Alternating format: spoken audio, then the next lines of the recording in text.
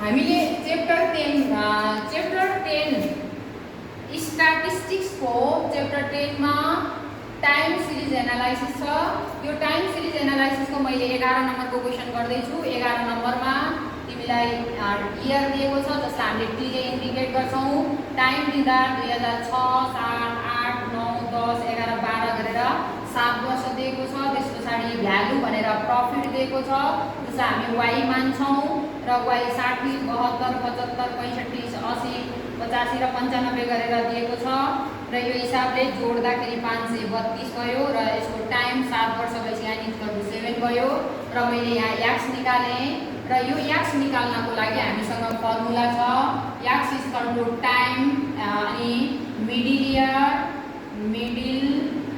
Year बिचको वर्ष, middle भनेको बिचको वर्ष डिवाइड बाइ क्लास इन्टरभल वर्ष। यो फर्मुला लगाएर मैले यो x को भ्यालु निकाले। x को भ्यालु यो आयो। यो आइसकेपछि हामीलाई प्रश्नले लिनियर ट्रेन अथवा इक्वेसन मागेको छ। लिनियर इक्वेसन को फर्मुला हुन्छ original value, original formula y a + bx र यो अनुसार a भनेको y भनेको हामीले माथि नै इन्डिकेट गरिसकेका छौं भनेका छौं।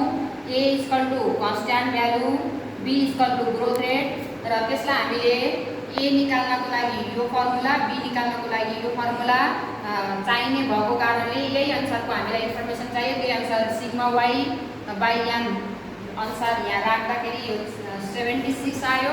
त्यसपछि हामीलाई सिग्मा x y चाहिने हुनाले x र y गुणन गर्यौं। x भनेको यो डाटा, y भनेको यो डाटा, x र y गुणन गरेर हामीले यो निकाल्यौं। यसलाई जोड्दाखेरि 136 आयो। यसलाई 136 यहाँ राख्यौं यसको सिधा। त्यसपछि हामीले x स्क्वायर गर्यौं। x भनेको यो हो। यसलाई स्क्वायर गर्दाखेरि यो भ्यालु आयो। यसलाई जोड्दा 28 आयो र यो 28 लाई तल राखिसकेपछि यो हामीले ग्रोथ रेट अथवा b को भ्यालु निकाल्यौं, a को भ्यालु पनि निकाल्यौं र now put the value of a and b in equation first भनेको यसमा राख्यौं।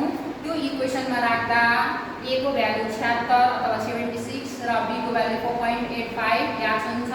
यो आयो र अर्को प्रश्नले सोधेको छ 2013 को प्रफिट निकाल भनेको छ। 2012 सम्म दिएको छ, 2013 को प्रफिट निकाल भनेको छ र यो प्रफिट निकाल्न हामीले त्यही फर्मुला प्रयोग गरेर गर्छौं। 2013 को यो ओरिजिन इयरलाई घटाएपछि क्लास इन्टरभलले भाग गरेपछि 4 आयो।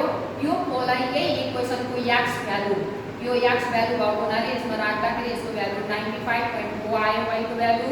यो मागेको छ र अर्को प्रश्नले मागेको छ मन्थली इन्क्रिमेन्ट अथवा मन्थली ग्रोथ रेट र यो हामीले यहाँ निकालेको b अथवा ग्रोथ रेट भनेको एनुअली हो। यो एनुअलीलाई हामीले 12 ले भाग गरेपछि मन्थलीमा गयो। यो चाहिँ मन्थली इन्क्रिमेन्ट हो।